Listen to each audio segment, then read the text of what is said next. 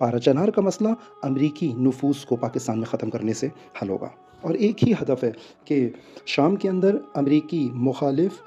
अनासर को गैर मुसल्लह करना, लबनान के अंदर अमरीकी इसराइली मुखालिफ अनासर को गैर मुसल्लह करना, या इराक़ के अंदर हशद शाबी के लिए यही मंसूबा है, लबनान में हिज़्बुल्लाह के लिए यही मंसूबा है, इराक़ के अंदर हशद शाबी के लिए इसके अलावा शाम के अंदर भी यही मंसूबा था, और अपने अनासर को लेकर आना, यहाँ पे अपने अनासर को लेकर आना, ऐनन यही काम पारा चनार के अंदर वो चाहते हैं। और हमारे किराए के लोग, चाहे वो किराए के हुकूमत के अंदर मौजूद हों, जो अमरीकी किराए के ऊपर काम करते हैं, सहूनी किराए के ऊपर, किराए के एजेंट हैं।